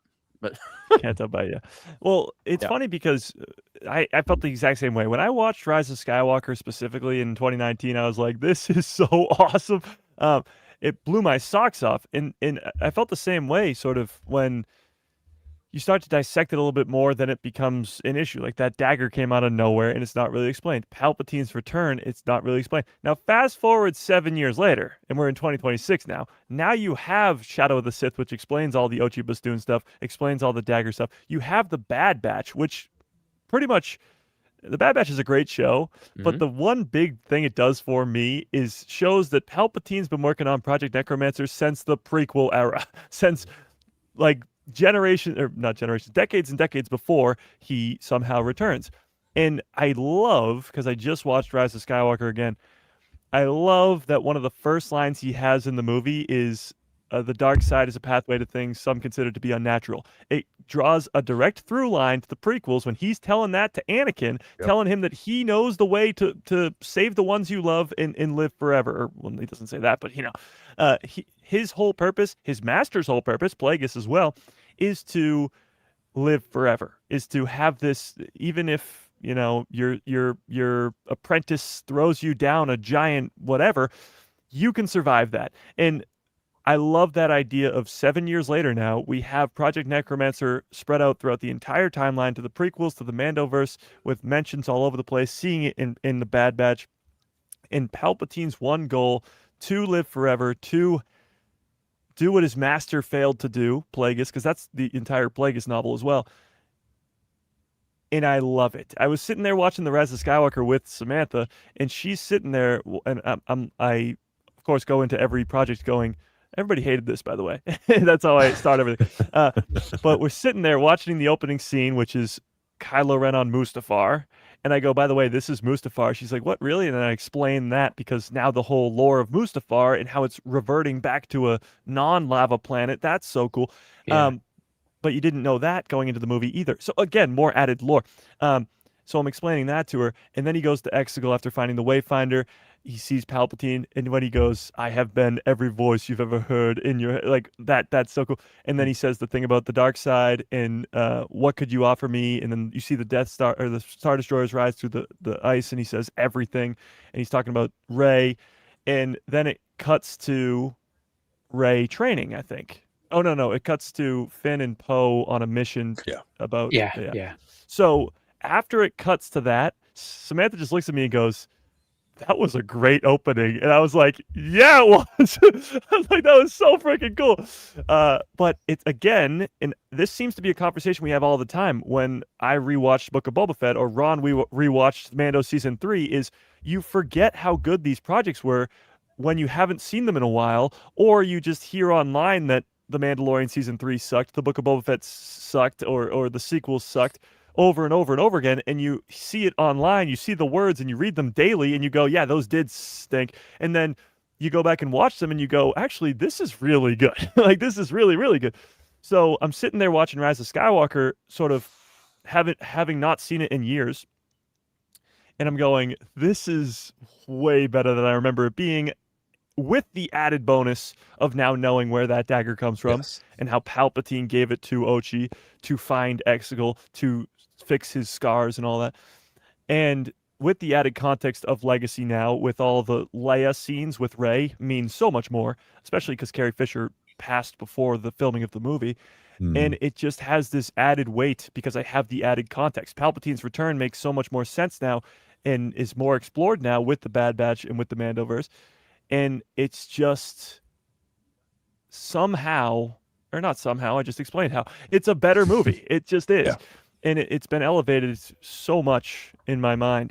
And it proves the point being, we need more. We need that Luke Skywalker Jedi Temple show. We need more to elevate those characters. And if we don't, we'll die. We will die. Yeah. We will get mic'd. Yeah. Well, but I think what's happening now is exactly what happened to the prequels, because the prequels, like we've talked about, were shit on back on the day, and the Jar Jar Binks and this and that, and everybody was picking them apart. And then we got the Clone Wars. We got the animated series. We got more information, and it just brought more things into your mind about these movies. And now all of a sudden, the prequels are the GOAT. It's like everybody loves the prequels and Hayden, and because people were just crapping on Hayden back then as well. And now the lines for Hayden when you go to these cons are the biggest ones there. So it's they're starting to build this stuff up, which is great. And I think that's what's going to happen. And now we're even adding, the Starfighter, even though it's 5 years after, but I still think we're going to get some remnants of that. And maybe not in this movie, but it's going to, maybe we're going to take that character on with the next Rey movie. Maybe this kid is going to be in Rey's academy. So again, as the next 10 years that go by and we maybe get some more animation about Luke's, I really don't know how they're not going to do a Luke Academy, a Luke Jedi Temple, because so many people want to see that. We've had so many comments just in here tonight that people want to see that and understand a little bit more about Ben, more about Luke and what went on in that, the whole thing there, to see some more Jedi, to see some more characters that were in there that we might know. Same with the path, bring the path in, give us some more information about the path and Quinlan Voss and different characters like that, so that we can start to build up. And like you said, Mike, the Bad Batch, go back and watch the Bad Batch and tell me if that doesn't help you understand the sequels a little bit more. It will. So all of these things are coming to help, just like the Clone Wars did, just like Rebels did, as we continue to go on and everybody gets to, crap on these movies.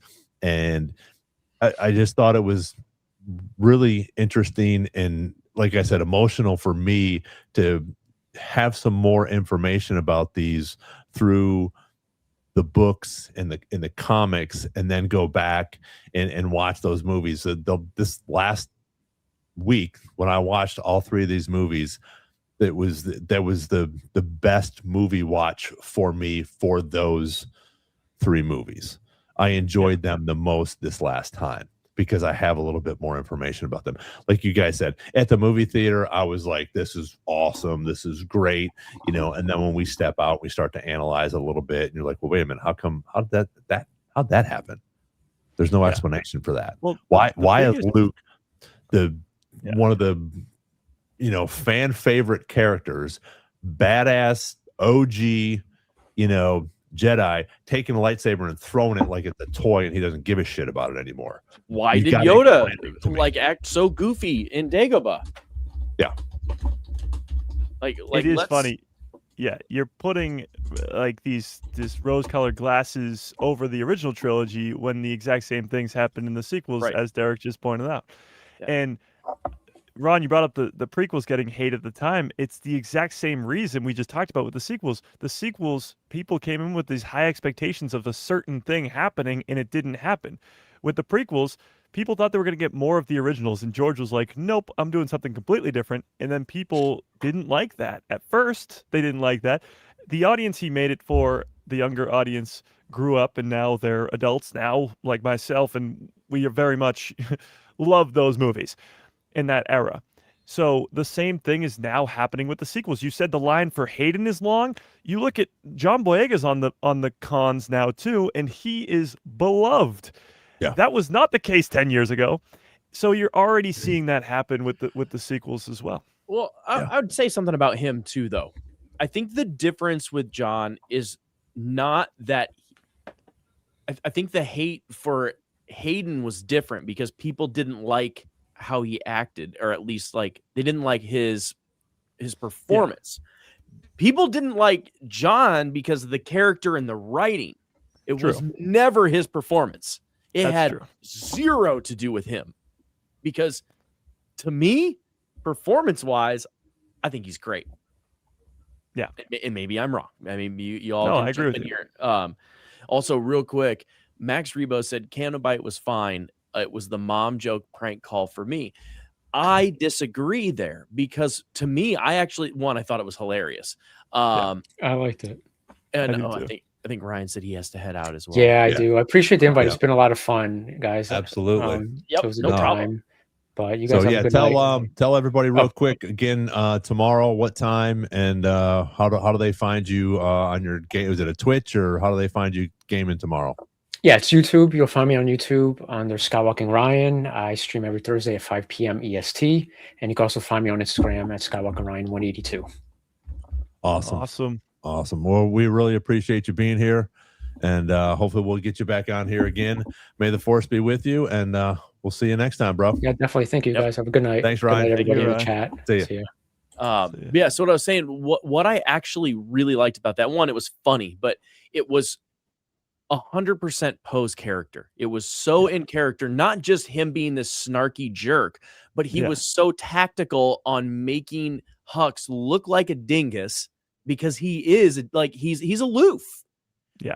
And he's trying so hard, and he just was able to manipulate him. So to me, it's like, okay, Palpatine and all these other people manipulated those in their way, but this is how Poe did it, and it worked. So that scene, people hate that scene. I love that scene. Yeah. I agree. I hate the casino. I hate it. I agree. I love that scene. It is very Poe Dameron. Poe's like first interaction with Kylo is so good. Who's gonna talk first? You want me to talk first? Who you talk first? He like just is making fun of him the entire time. And if you don't like that, you're gonna really hate the Ryan Gosling character coming next year, because he's gonna be the exact same way. Yeah. Yep. But that's his character. It's like, you know, again, it's like a Han Solo character. You know, it's just like, oh, I love you, not I love you too. It's like, yeah, I know. You know, so again, it's that type of thing where I've never seen anybody diss that Han Solo thing. You know, no, because it's such an epic, you know, line. It's so creative. Everybody, you know, nobody knows what's going to go on. But I think those are the fun things about Poe in these movies as well. Like you said, that first line when he's going back and forth, and then in the first line that he has, you know, when he's talking to Hux, you know, and just Hux is just getting all riled up, and it's so good. Yeah, I mean, Poe is the one who delivers us our best lines in the sequels. He's the one who says somehow Palpatine returned. Yeah. He's the one who says they fly now. Yeah, absolutely. Well, but like, you know, he even said in interviews, he's like, I know they didn't, like, I know they flew before. I hated to say that line. And he had a problem with it. He's a fan. Yeah. And if you have you guys all both ridden Rise of the Resistance, bringing back the parks? No. Yeah. Oh, see, Ron hasn't. He's amazing in the ride. Finn is so good in the ride. Yeah. I mean, it's a small part, but it's important. It's very important. The sequel trilogy of getting back to, I guess, the entire thing as a whole, people were very let down because of the original trilogy cast being at the very end of their stories. Han's dead in the first one, Luke's dead in the second one, Leia's dead in the third one. But the new characters, Rey, Finn, Poe, Kylo, they're all incredible. Like, I love every last one of them more than the next. And Kylo's my favorite through the whole trilogy, but as I'm watching Rise again, I'm like Daisy Ridley's performance is so good in the entire trilogy, but she gets so much crap for absolutely no reason. Like, really, I never had a problem with her either. Again, my problem is solely with poor direction and poor writing. Yeah. I don't like Rose. I'm sorry. I don't like Rose. Yeah, I'm not the biggest Rose fan either, but I just don't like her. I just don't like her because of her what she does, I guess. Like when Finn, and I didn't want Finn's story to end this way with him sacrificing himself in Last Jedi when he's going straight towards the beam of light thing, whatever it's called. I didn't want his story to end that way. That would be really dumb. But Rose coming in and sort of saving him, and then her giving that line about whatever, and then kissing him, it was just very off and didn't really fit in at all. Like, she just seemed like she was a missing piece that they added in and didn't really work well. Nothing against the, again, actress at all, but her character just didn't fit well. Correct, but I think she fit better in Rise. Yeah, when they sidelined her. Well, yeah, but she's still, but I mean, she still had some good, maybe not good lines, but she had some good responsibility while she's on, you know, while they're attacking Exegol, you know, things like that. So the first, part when we see her, it's just like Rose started with so much potential with her sister dying and all of that, where had they just stuck with that. And Austin made a really good point.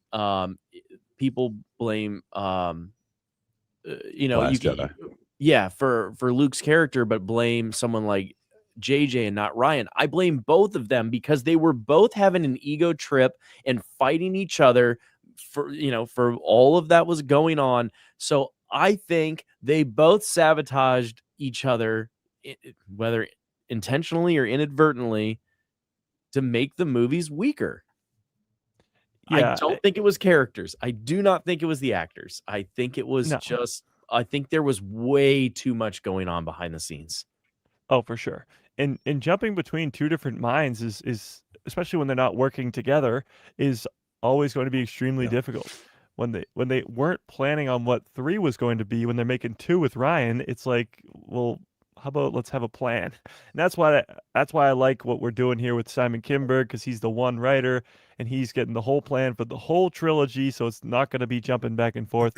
But yeah, that's definitely a huge part in it, because you see things that go, for example, in Last Jedi, Luke is this old hermit on Ahch-To and whatever. And again, a whole year has passed and there's stuff that happens. But in Rise, when Rey is on Ahch-To, burning Kylo's TIE fighter, Luke's Force Ghost comes to her and she goes, I'm doing what you did. I'm staying here and I'm leaving. And Luke literally has to go, I was wrong, because they had to reverse what happened in The Last Jedi. So it was a little bit of that going back and forth, but it worked out in the end. Yeah, it did, and that's just it. I think if you go and you don't have to read the books, but or the comics, but just it makes it that much better, and it answers questions. It's just like I'm guessing if you're a Marvel fan or a DC fan, and you're not happy with some of the directions that they've taken some of the characters. I've heard some back and forth about different characters and stuff like that, but it's I think Ryan said it perfectly. You go in there and you take it at face value. This is what's going on, and they're the things that people I think are having problems with. It's the little things that they're picking apart. It's not a huge character change. Unfortunately, like we saw with Bail Organa, in Andor and Rogue One, but we're not having a huge argument that this is what happened and this is what happened over here. It's still telling the story. It's still not, I think 95% goes along with what George had in mind with the original 3. And now we have 3 more characters for this next generation, the 3rd generation, whatever you want to call it. And these characters, whether you like it or not, are going to be around. And I think you're right, Mike. I think if we have Simon Kinberg's and we have Dave's trilogies, you have one mind working on these 3 things. And we're not going to go back and forth and try to fix this character or fix that character or get rid of this one or so that's what's going to be the good part, I feel like, about these next couple trilogies that come out, is that we're going to have more consistency in the writing. And I think now, it's even before the prequels came out, now people want to be part of this. People want to direct this, because that was still George's stuff, the sequels. Or I mean the prequels. The sequels we're going to bring some new people in. Same with Rogue One, same with Solo. Yeah, we're bringing some new people in, see what can happen. Now Star Wars is so freaking big, whether Mandalorian and Grogu did $1 at the theater or it did $2 billion, it doesn't matter. Star Wars is huge still. Like you talked about on your podcast the other day, Mike, with what's on Disney Plus. I mean, there was 3 or 4 in the top 10. Yeah. And so shows that didn't even come out this year. Yeah. Yeah. So again, there's still people that are watching these. There's people buying these books. There's people reading these books. These And comics. Maul was #1 for the whole year. Boom. Yeah. So yeah. I still think with the sequel trilogy, the biggest thing was just fan expectation of getting Luke, Leia, and Han, and they were disappointed by that with new characters. And again, with the prequel trilogy, it's the same thing. They expected something and they didn't get it, and the prequel trilogy got absolutely shit on. There's a reason that the Phantom Menace has like a 50% in audience score. People expected one thing and didn't get it, and now the prequels are beloved, and you're seeing the shift already happen with the sequels. I just went to look because I had to, but in The Force Awakens, you're introduced to first Poe Dameron, who's looking for Luke, and then Kylo Ren, and then Finn, and then Rey. So you're introduced to the whole brand new cast of the Big Four right away in the movie, and those are your new characters for the new trilogy. They set you up with that in mind. You don't see Han Solo until 40 minutes into the movie. You don't see Leia until an hour 20, and you don't see Luke until right before the final credits. It's not their trilogy anymore. This is the end of their story. So if you want more of the middle prime, if you will, of these characters, you're going to have to get it in an animated show or maybe live action and they recast, or maybe live action like Luke Skywalker in the Book of Boba Fett. But this is a trilogy about Rey, Finn, Poe, and Kylo, and Luke, Leia, Han, Chewie just happen to be there. They're just involved in the stories. So if you're looking for more of Luke, Leia, Han original trilogy stories, this is not it. No. Well, it is, but it's not their story. Yeah. I don't even know how to pronounce this, but I thought this was sort of interesting, and I have to disagree pretty much with. And this is Rafiki. Come on, man, Rafiki. Oh, thank you. Anyways, oh yeah. See, I couldn't see it here. But yes, Star Wars is huge, and Disney isn't. Disney Plus doesn't make that money. That's wrong. Okay, Mike, I think you know. Yeah. When so you did Disney that, Plus. Yeah, say that, please. Yeah. Disney Plus, it's streaming is a strange business. We'll put it that way. It costs a lot to make a show, obviously. But when you have paid monthly memberships, and when Disney Plus, I think, is the second or third biggest streamer behind HBO and Netflix, thank you, yes. They're 100 and whatever it is million subscribers at whatever $15.99 or however much it is now a month. It rounds out to about $2 billion every single month that Disney's bringing in just from subscribers. So yes, that's a lot of money. You're putting a lot back into the shows for sure, but the last part of that is completely wrong. Them not making any money off of, or they're having trouble selling merchandise, and they know it. That is so wrong. That is so far from the truth. Grogu, in the year, I think the latest was 2022, was the latest that they reported on, because it's always like years and years later. 2021 and 2022, Grogu made $1 billion each year out of merchandise. Just Grogu merchandise. There wasn't even a season of The Mandalorian in 2021 or 2022. So Grogu didn't even exist in the zeitgeist of the world in those years. Well, he did exist before that, but he wasn't getting new content. So the whole merchandise thing is not a problem at all. I mean, you look at the Disney parks. I'm sure Derek can attest to that. Yep, we can go down that road. But also, like, Rafiki, you said that's why Disney has to bundle their service with HBO. They're not bundling with HBO. It's the other services that are adding that as an option. Like Verizon and all of these other companies are doing it so that you get more streaming services. Disney is bundled with Hulu and ESPN because they own them. Yeah. But yes, they are not struggling with merchandise. And again, from somebody who goes to the parks all the time, I promise they're definitely not struggling with any merchandise when there are more, stores and merchandise stores in the parks than there are rides. And you look at, like, I guess the perfect example would be Star Wars Celebration. You got millions of Star Wars fans who, at the exact strike of whatever hour it was, log in to try and get tickets for Star Wars Celebration, and a lot of people couldn't get them. It's just how prominent Star Wars is in the mainstream of things, and how, I mean, in terms of merchandise and popularity, it's, you walk around anywhere you go, you're going to find at least one person with the Star Wars shirt on wherever you go. That's merchandise. Yeah, especially if you're around me. But yeah, you're right, and those are the things that, you know, continue to, I think, sort of back that up. When I forget what we were talking. Well, even the new Spider-Man movie. Okay, not that this is a spoiler. There's Star Wars figures in the Spider-Man movie. Okay, they show Star Wars stuff in everything.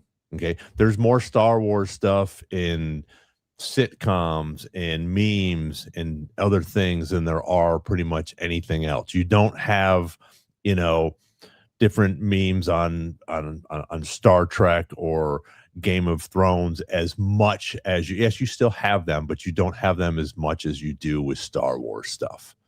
You know, No. I just did an interview that I'm going to have out hopefully next week with a band called Ace Monroe, and all four of the guys in the band are huge Star Wars fans.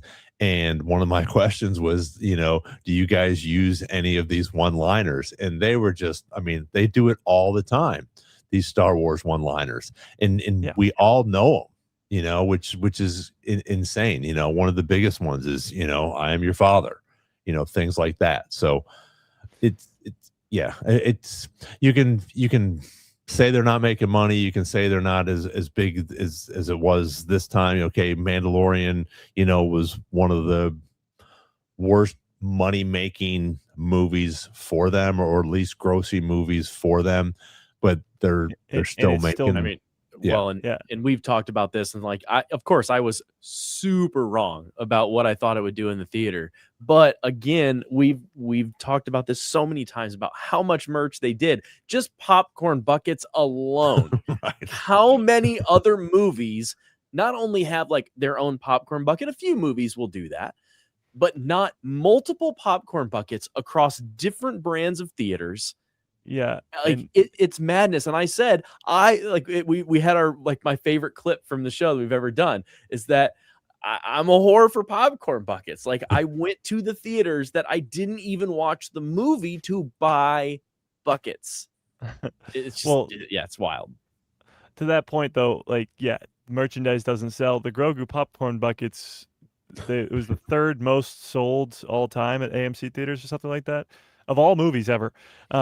But no, the Mandalorian and Grogu movie is the lowest performing Star Wars movie of all time, and still made $350-400 million. When you have, like, Supergirl, DC's biggest movie of the year, made a fifth of that. So it's not like you're comparing apples and oranges here. Star Wars' worst day is everybody else's best day. Like, that's what we're looking at right here. And yes, Star Wars is very much in the mainstream of things. If you walked up to anybody and said, I am your father, or may the force be with you, they'd understand what you're saying. It wouldn't look like you're speaking a different language. And it'll be interesting to see how Starfighter does. That'll be a big test. Yeah. And you know, and again, we could keep going on this, but if you want to talk about, yes, I would say that the sequels don't sell as much merch now, but you couldn't see anyone without something Kylo Ren, especially the lightsaber. And even to this day, if you go into any Disney park and you see a young girl like under the age of 20, she is going nuts for Rey. Yeah. 100%. I've seen it a million times. I have an annual pass. I've seen it a lot. Yes, and to that point too, if the sequel trilogy was as bad as they claim, then why did every single one of them make $1 billion? In, you know, why were they so successful if they're so bad? I mean, it doesn't really make much sense if one can be true and the other can't. Right. Well, and Rafiki, yeah, you're. I don't know if it's not. I wouldn't say it's not the biggest brand, but yeah, I mean, you have Marvel and you have Spider-Man that just already made $1 billion or 2 billion already, and I'm sure Doomsday is going to crush it as well. But again, you don't have. There's still no backing on it as long as Star Wars. There's more. Where's the Marvel celebration? Yeah, when Endgame came out, Marvel had this incredible run. I grew up on it. From 2008 to 2019, it was like the holy grail of everything. It was this insane run of movies. And the problem is with Marvel, the difference between Marvel and Star Wars is something that's going to last. Marvel, in the prime example, is Endgame. As soon as Endgame ended, and they went into expanding the worlds into shows with WandaVision and like Loki and Miss Marvel and She-Hulk and Secret Invasions and then into more expanded movies like Shang-Chi or Eternals, the audience went away. Mm-hmm. There was a point where every single Marvel movie was a must-see cultural event, $1 billion guaranteed, and then Endgame happened. And Endgame felt like an ending. You know what else was an ending? Revenge of the Sith or Return of the Jedi. And yet the fans kept coming back for more. Star Wars is something that'll transcend that time. Marvel has already proven it can't. And a good Marvel movie like Spider-Man is going to make its money the same way a good any movie is going to make its money. So also there was a comment about they split sales with theaters. They don't split sales with theaters. Don't make money on ticket sales. They make money on food and beverage. Yeah. So just real quick. Well, to that point too, like talking about splitting sales, Spider-Man in terms of Disney does not make them much money because it's a Sony-owned character. True. So right. I believe the deal they have struck is like 90% to 10%. Like Sony gets 90% of the box office and Disney gets 10. Mm-hmm. But that's because they bought Spider-Man back in the 90s when Marvel was going bankrupt. That was before all this craziness happened. There's just levels to this thing. A lot of levels to this thing. And you're talking about Marvel, at least in recent times, has been towards the top of that, but they were bankrupt 20 years ago. Mm-hmm. Like, not even 20 years ago. They were bankrupt and had to sell off Spider-Man, had to sell off the X-Men before this whole MCU thing happened. There's a very big difference between these two franchises. Yeah. Yep. George didn't have to sell Star Wars. He just did it. He did it because he wanted to retire. Right. He was like, he wanted it to live on too, and he knew that he couldn't do it on his own. And he was not going to. So he needed somebody else to. So just again, this is from what I just looked up. They say so Marvel is bigger at the box office. Star Wars is comparable or larger in a total historical merchandise sales. So Marvel Cinematic Universe in 30 movies, they have at $35 billion, the highest grossing film franchise, where Star Wars is at 11 billion, but they're at 46 billion in merchandise. Yeah. So Star Wars, Star Wars has a third of the movies is pretty much what you're trying to say. Yeah. Marvel, it's really tough because Star Wars has all the shows. Star Wars has all the books and the comics and the lore aspect of it. Marvel has comics, but there's no continuity. There's no canon in the comics because they're all 50 years old plus 50 plus years old. So it's very different and hard to compare. Again, it's like comparing apples and oranges, but they have 3 times the amount of movies and it's not even in the same conversation. Yeah. No. On that note, anybody else have anything to add to that? No. All I know is we're going to be sitting here in a couple more years and looking at the sequel trilogy completely different, especially if come Star Wars Celebration, we get an announcement of some sort of Luke Skywalker Jedi Temple show. Yeah. Yeah. Well, and again, I'm already looking at it differently with things that are coming out, and I know you are too. And I think we'll continue to get that as we go along, whether it's live action or it's more comics or books, and maybe we'll get another Clone Wars type of series. I mean, I think we would all love something like that can fill in something. And maybe it's that 25 years gap that we don't know yet. That would be fantastic, or even a couple of them that we get a couple seasons, like a mall, like where we get 2 or 3 seasons, and we get 2 or 3 seasons as for the path, and 2 or 3 seasons for Luke Skywalker's Jedi Academy, or something like that can help us bring some of these things, just answer some more questions for us, but also entertain us for the face value of it in the story that George started almost 50 years ago in a couple months. So yeah.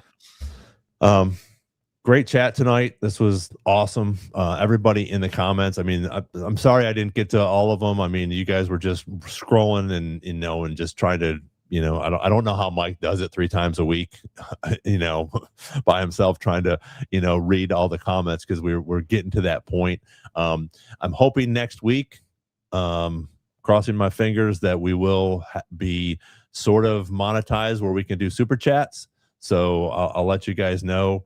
That'll be sort of fun. We're getting to that point. We had a bunch of people, like I said, on here tonight. So thank you for joining us. Thank you for engaging in the chat, and being, I don't know, polite, cordial, even some of the things that we all disagree on, and even in the chat, and most of the time the 3 or 4 of us usually agree on most things, except for Derek. But and we still love you guys, like Rafiki, we still love you. But again, I know sometimes we get some people in here that aren't as polite or nice. But thank you guys for being respectful for everybody that's in the chat along with us. So next Wednesday we'll be here again. Hopefully Nick will be back tomorrow. A guy who loves Star Wars. If you haven't checked it out, you need to go over and check him out. Tuesdays, Thursdays, and Saturdays. And then in between, there's shorts and videos and all sorts of really great things. And the breakdowns that Mike has done for Starfighter and Ahsoka, if you haven't seen them yet, you got to go check them out. So Mike, Derek, thanks for being here. Ryan, it was fun having him on. So we'll see you guys next week, and we'll see Mike tomorrow. But until then, may the Force be with you, and we'll see you on the next Star Wars Jedi Chat. Thanks, y'all.